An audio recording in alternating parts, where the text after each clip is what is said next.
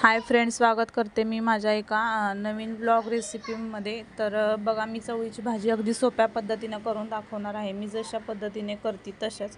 तर इथं मी चवळी घेतलेली आहे आणि कडधान्य नेहमीच फायदेशीर ठरते आपल्या आरोग्यासाठी, शरीरासाठी।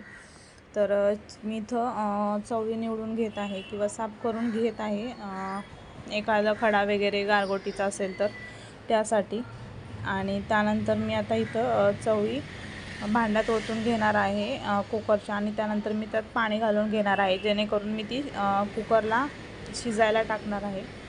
तर मी आता धुवून घेते चवळी 2-3 पाण्याने, आणि नंतर मी थोडंसं पाणी टाकून आणि मीठ टाकून, म्हणजे लागल त्या क्वांटिटीमध्ये पाणी टाकून आणि मीठ टाकून शिजवून घेणार आहे। कारण मीठ शिजवताना मीठ टाकलं तर कोणती भाजी पटकन शिजते, त्यासाठी।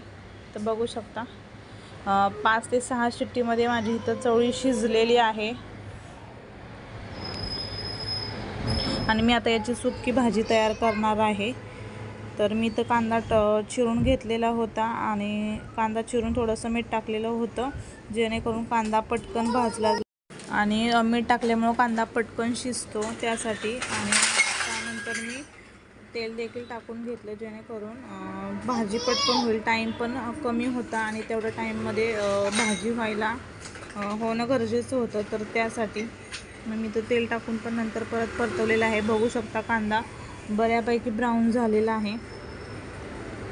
आणि मी नंतर त्यात जे कोरडे मसाले किंवा जे आपण टाकतो नेहमीचे, ते टाकून घेणार आहे। तर मी इथं थोडीशी हळद टाकलेली आहे, घरगुती काळं तिखट ते देखील टाकलेलं आहे। आणि नंतर मी मीठ थोडंसंच टाकलं, कारण अगोदर मीठ कांदा भाजताना टाकलेलं होतं, त्यासाठी। हे सगळं एकत्र करून घेतलं, आणि नंतर जी शिजवलेली चवळी होती ती देखील टाकून घेतली, आणि थोडंसं बेसन पीठ देखील भाजून टाकलेलं होतं, पण ते स्किप झालं।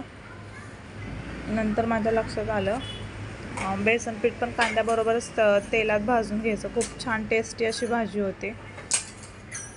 तर बघू शकता इथं आपली भाजी, आणि थोडंसं पाणी हे चवळीतलंच होतं, तेच टाकलेलं होतं। तर इथं आपली भाजी रेडी झालेली आहे। बघू शकता 5 ते 10 मिनिटात होणारी पटकन रेसिपी आहे। तर तुम्ही पण नक्की ट्राय करा। व्हिडिओ कसा वाटला नक्की कमेंट करून सांगा। चॅनलला सबस्क्राईब